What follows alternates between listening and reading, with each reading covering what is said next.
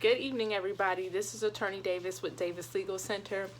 You thought I was going to forget about this week's Tip Tuesday. I wasn't. I'm going to be accepting this challenge to bring awareness about sex trafficking and human trafficking from a defense attorney perspective. So my name is Attorney Davis. I am a criminal defense attorney here in South Florida, and what most of you all may know is that there has been a lot of missing children and women, especially women of color,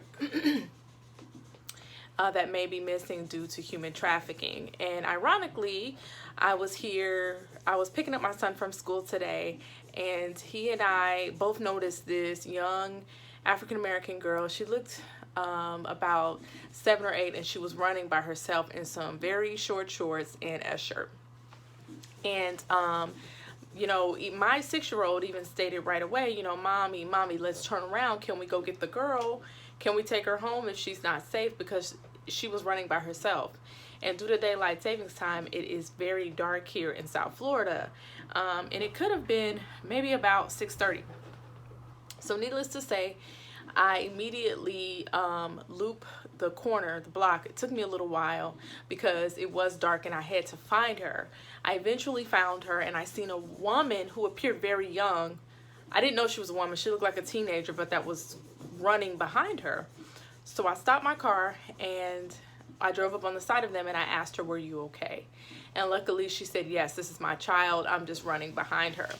But you know, even things like that kind of really urged me and prompted me to make this video about sex trafficking, and we'll go ahead and extend it to human trafficking as well.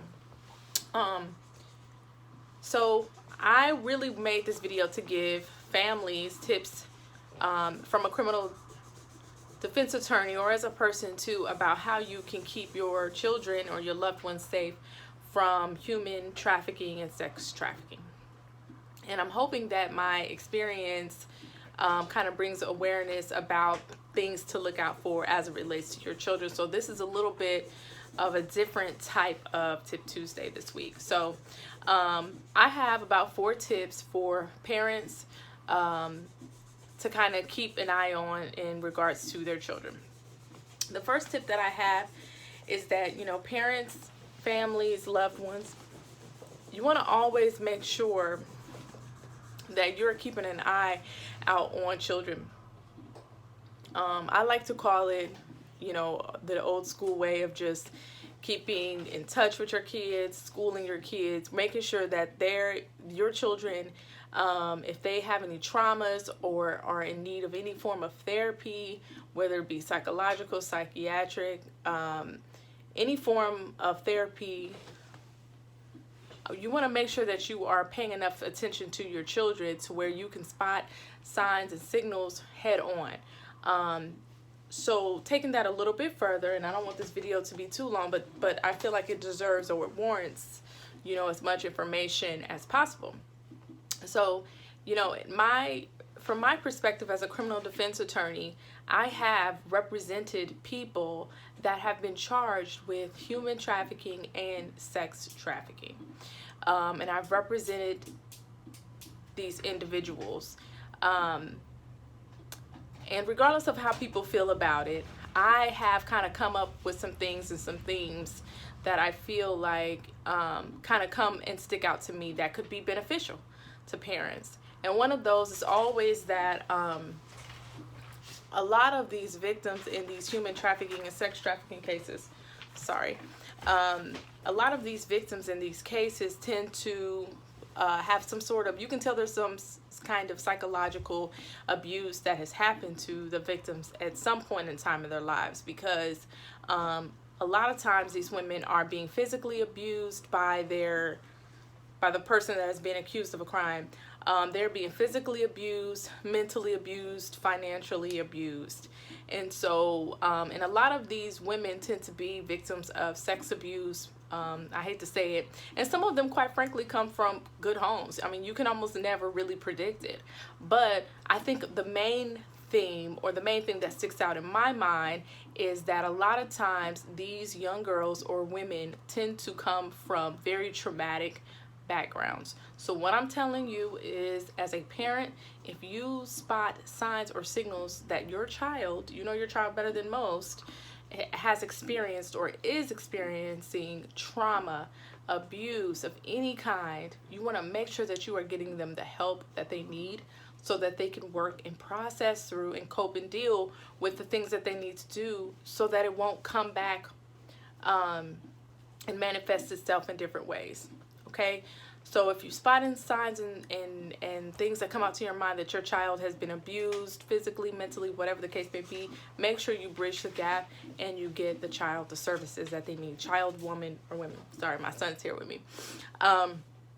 The second thing is that the moment that you spot that something's weird or that your child is missing, you want to immediately file a police report. Immediately. What happens is, once a parent or a loved one files a police report, it is usually sent out with a description of the woman, the child, or even the man. It could be human trafficking. It's called a BOLO.